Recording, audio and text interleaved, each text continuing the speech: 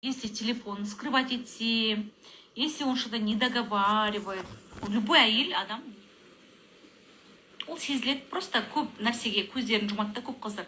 Ой, ладно деп өздеріңіз сөйтсеңіздер, онда ол туралы емес, басқа әңгіме айтайықшы. Мен ойымды ондайдан бөлек еткім келеді да, ойымды тазалағым келеді. Сіздер наоборот айтып жатсыздар, бекстан деп.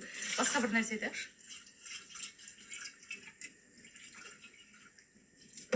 Мен наоборот басқа нәрселер ойлағым келіп тұр, басқа әңгіме айтқым келіп тұр. Энергетические связи разрывайте с мужем для новой жизни дейді. Вот, кстати, маған вот что посоветовали. И маған недавно, короче, мен Мэнди деген стилистімен ойын ойнадым ғой кеше. Короче, бір күшті ойын ойнадық. Бір не байланысты сондай, трансформационная игра.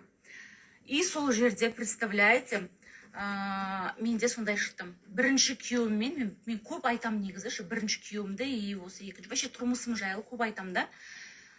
И менде, оказывается, мен не могу отпустить своих бывших. Не екенін білмеймін, вот, не знаю почему. Мысленно ма, сондай, короче. И маған, чтобы новый адам кездестіру үшін, надо прекратить думать о них. Вообще ұмыту керек. Так что сіздер мені өйтіп ойыма еш нәрсені салмаңыздар қайдағыны. Один глаз больше, да, оказывается. Нет, мен ресницаларым кеше, короче, съемкада ресницы жабыстырады ғой маған. Сөйтіп мына ресницам түбін қарасаңыздар, клейлер тұр да. Басқа ресницы жабыстырған ғой маған клейлермен. Мына ресницам жоғары қарап қалғанда бүйтіп. Мына ресницам наоборот төмен қарап қалғанда. Бір көзім кішкентай сияқты болып тұр ғой. На самом деле екеуі бірдей көзім. Просто из-за ресниц солай кажется вам.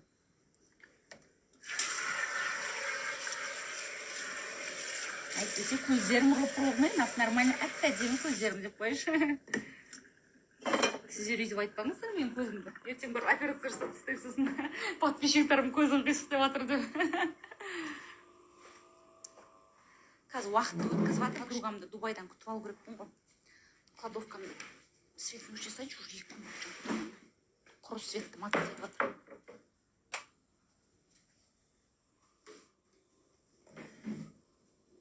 Ирасыл, диванның подушкаларын ровно қылып әдемілеп қой балам. Көмектес мамаға. Сізбен жақынырақ танысқым келеді дедім. Танысайық, давайте.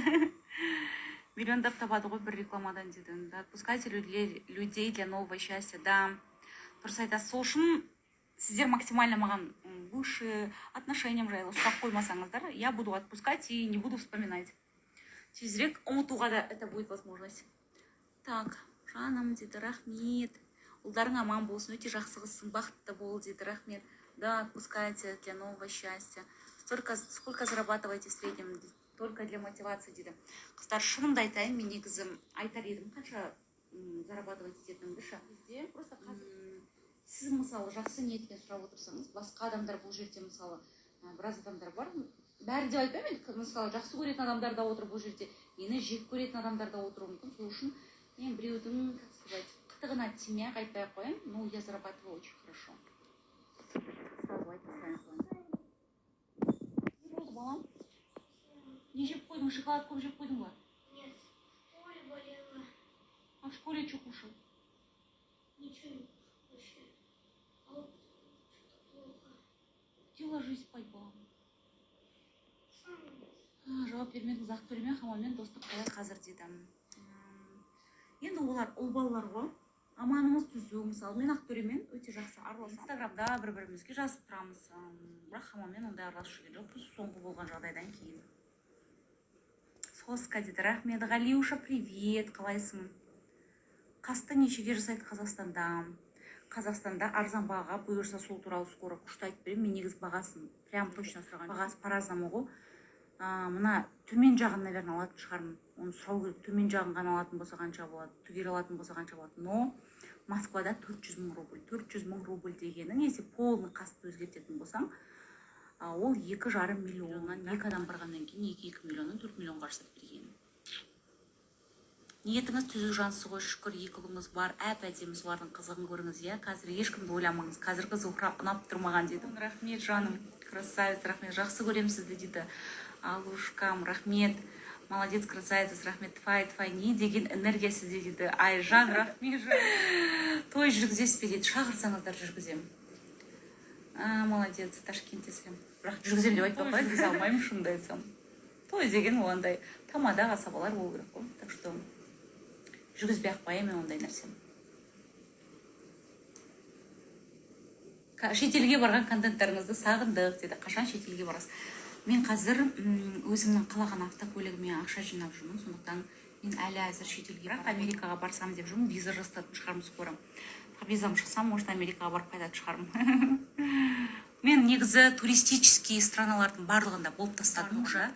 Так что мен уже мынандай кәдімгі шетел мені уже қызықтырмайды екен. Бәрін көріп тастағаннан кейін уже қызық емес болып қалады екен. Ұлдарыңның қызығын көр дейді. Ағынан өтеміз күнде дейді. О жақта тұрасыздар ма? Тұздыбасада тұрасыздар ма или осы Новый паркта тұрасыздар ма? Кем работаете? Я просто красивая и живу для себя.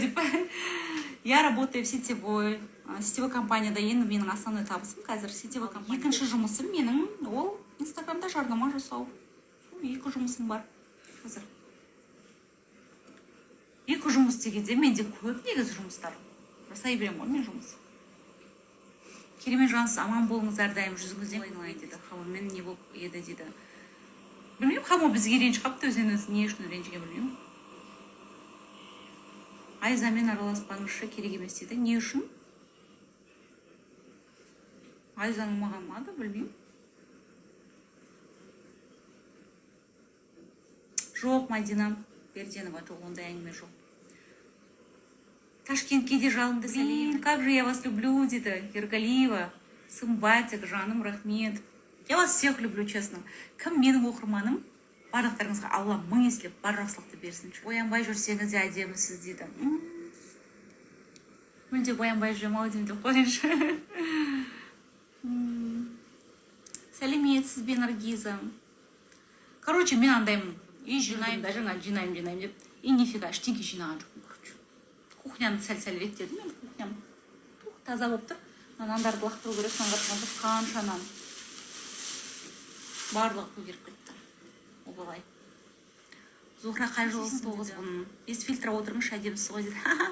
Жоқ, қазір прям қандай ондай прям уверенностьім болып тұрған жоқ. Қолыңыздағы тату не мағына дейді. Фортуна маяком деген аффирмация жасаған кезінде, бұл удача со мной деген сөз. Сәттілік менімен бірге деген сөз. Испан тілінде. Бірақ бұл күнә. Так что татуировка жасауға ешкімге совет бермеймін. Өзім күнәһар бола берейін. Қараңыздар, клей болып тұр кірпігімнің үсті. Жан дүниеңіз әдемі дейді. Рахмет, Екібастұздан сәлемім сізге де сәлем. Обалай қаншаманан дейді. Айтпаңыздар бұны. Үйде үшендік тағынан антыр. Нарықта үшеу. 5 нанды Муни сал, ташкентский нан деді ма, в общем, бірдеке нан деді, короче. Свежий қылтап келген. Біз жемейміз, ол ашып кетеді, алып кет десем, жоқ, сіздер де дәмін көріңіздер деп алып келді да, сонымен бұзылып кетті. Руыңыз кім? Мен ұлы жүз жаныспын. Өте жас көрінесіз деді, рахмет. Сен молодец қызсың деді, рахмет. Инстадан ақша түсе ма? Жоқ, біреу сені көргеннен, мысалы, просмотрдан ақша түспейді Инстаграмда. Сразу айтайын, блогерлар просмотршылар ақшалады деп ойлайтын шығар. Жоқ, сен егер блогер болсаң да, просмотрың миллион болса да, саған ешкім жарнама бермесе, сен ақша таба алмайсың. Жарнаманы сенің аудиторияңмен, мысалы, мен сіздермен связім қандай, сол сияқты связь мықты болу керек та. Мысалы, мен сіздермен сөйлесем, отношениям жақсы, сіздерге ашылам. Сондай аудиторияң сенімен мықты қарым-қатынаста болу керек, чтобы саған сенің просмотрың мықты болу керек, сторисіңді көп адам көру керек. Сол кезде ғана саған жарнама түседі. А так жайдан жай қарап отырып, ешкім саған жарнама да бермейді.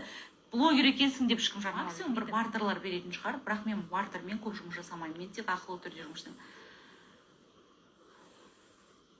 Сол қарлығаш ойымда ұмытты, сол морозилке сала салу керек еді да. Басым істемей қалды. Семейге де жалын сәлем. Сол сухарикке жетпейді, уже көгеріп кеткен ғой қатты. Зухра мощь сөзіне сенімді қыз дейді. Рахмет, Айгуля, рахмет сізге. Жақсы көреміз сізді дейді. Бақытты болыңыз, күшті жартыңызды да жолықтыруыңызға бұйырсын дейді. Мен айтқандарыңыз келсін. Мен бұл өмірде жалғыз болып қалуға қатты қорқам, шынымды айтсам. У меня был всегда такой страх, я всегда боялась остаться. И я, наверное, тот человек, который держится до последнего отношения. Жалғыз қалып қалмау үшін білмеймін, мен ұйықтасам да қасымда біреу болу керек та, вот сондаймын. Біреу дегенде енді өзіңнің адамың дегенімді айтып жатырмын да. Кез келген біреуді әйтпесе мен шақырып ала аламын, но маған ондай керек емес та. Я хочу своего человека. Вот мен үшін это было так, қазір менде андай разный ойлар болады, бля, енді өмір бақи жалғыз қалып қалам ба деген сияқты сондай ойлар болады енді. Но бірақ ойлаймын да, тесік моншақ жерде қалмайды дейді ғой. Менің де бір сыңарым жүрген шығар, мені іздеп. Қызылорда облысы Байқоңыр қаласына сәлем, сізді жақсы көремін дейді. Рахмет. Линза Тағасова дейді. Я Ақтауға келші дейді. Ақтауға не істеймін? Ақтауда менің танысым да туысым да жоқ. Ешкім жоқ мен Ақтауда. Москваға барып келдің ба дейді. Москваға алдында Қасымды жасқанда барғам. Мөлдірка, я следующий раз в морозильнике салу керек соны. Что-то я затупила на этот раз. Болуға болады сен сияқты дейді. Мен сіздерге айтайын ба, вот напролом надо идти. Ешнәрседен қорқпау керек. Біз всегда бір нәрседен қорқып отырамыз. А вдруг деп. Мен бірінші күйеуімнен ажырасқан кезде солай қорқамын. Мен өмір бақи жалғыз қалып қалам. Менің өмірім қара түнек болады. Я никому не нужна. Все деген сияқты. Оказывается, я нужна еще. Мен мысалы қазірдің өзінде жігіттер танысайын дейді. Маған жазады. Тиктокты ашқазап көп адам жігіттер танысуға жазған маған. Бірақ мен өзім деп сөйлескім келмейді вообще бір шынымды айтсам. А так жалғыз просто андай да, өз адамыңды табу үшін живой сөйлесу. Ол үшін де уақыт кетеді да, прям андай. Не хочется қайттан танысып адаммен. Не знаю, короче. И ауытқып кеттім. Қалай мықты болуға болады деген. Ештеңеден қорықпау керек. Вот надо пробовать всегда. А вдруг болмай қалады, а вдруг бірдеңке деп ойлай берсеңіздер, вот реально еш нәрсе болмайды. Ешкім сізге әкеп жасап бермейді ештеңе. Мен де орын тоғыш қорқатым. Ой, қош сетеп, ой, анау мынау. Или там блогерство начинать кезде, ой, блин, у меня не получится, мені бүкіл халық жек көреді деп ойлап. А сейчас сколько людей меня любят. Қанша адам мені жақсы көреді. А басында меня бүкіл, ой, Зухра анандай, Зухра мынандай, оңбаған қатын, ұйғыр қатын, сарт қатын, бұл сондай оңбаған. Неше түрлі сөздер жазды маған. Қандай хайп жазған кезде. Қалай ол деп жүрегіңе қадалады ондай сөздер. Но я дальше двигалась, делала свое. Әйтеуір қолымнан келген, мен де мысалы блогер болып дүниеге келген. Мен әйтеуір өз өмірімді сүріп жатырмын. И қалай бар солай айтам. Как есть сіздермен сөйлесем. Ештеңкені андай скрывать етіп қалмаймын да. Біреу ойбай ят, анау мынау андайды айтпай беремін мен бәрібір. Қалай болса солай. Может, соны мен алатын шығармын аудиториям, да? Менің ашықтығым, менің шынайылығым, может, мен сіздерге ұнайтын шығар. Сіздермен қарым-қатынасым ұнайтын шығар деген сияқты ғой. Ол да болады бұйырса дейді. Мен де жүрмін ғой жалғыз дейді. Жаным, сымбатик, сізге бір күшті жігіт бұйырсыншы. Жаным, молодец, Зухра дейді. Жаным, ешқашан өзіңді жалғыз сезінбей, арланым тұрғанда дейді. Дұрыс айтасыз. Екі ұлым бар, может, Құдай жалғыз қалмасын, хотя бы екі ер азамат болсын қасында, ұлдары болса да деген шығар, наверное. Так, әлі кездесесіз өз адамыңызды дейді. Рахмет. Біздің үйге елші дейді. Жаным, Мейрамгүл, рахмет сіздің шақырып жатқаныңызға, қонақ жайлығыңызға. Если жолым түсіп жатса, бұйырса барып қалармын, кім біледі. Енді өзіңе сенімді, махаббатты, шынайы жігіт кездессін, жанем дейді. Айгүл, рахмет сізге, көп-көп рахмет. Блин, только дайынға келеді. Бір жағынан, иә. Бір жағынан ойлаймын да, мен мысалы үйді построила, да, енді өзім терлеп тепшіп, ертең мысалы біреумен таныссам, қалай болар екен? Мен сол адамның үйіне барып тұрам, а мына үйді не істеймін? Сондай ойлар мені мазалайды. Фигураңыз от дейді. Рахмет, так приятно. Оралға қашан Зухра дейді. Айнагүл, жаным. Енді шақырып жатса Орал жақ. Білмеймін, даже Оралда менде бывший қайын жұртым бар, бывший қайын жұртыма барам ба? Мен бұрын сіздердің келіндеріңіз болғам, сіздерге қонаққа келдім деп, Ерасылдың ата-апасына барып келейін ба? Оралдікі ғой менің бывший күйеуімнің туысқандары. Орал дегенде Ақжайықтікі. Соларға барып келмесем, басқа туысым жоқ менің. Атыраудан сәлем деді. Атырауға да жалын сәлем қыздар. Изменаның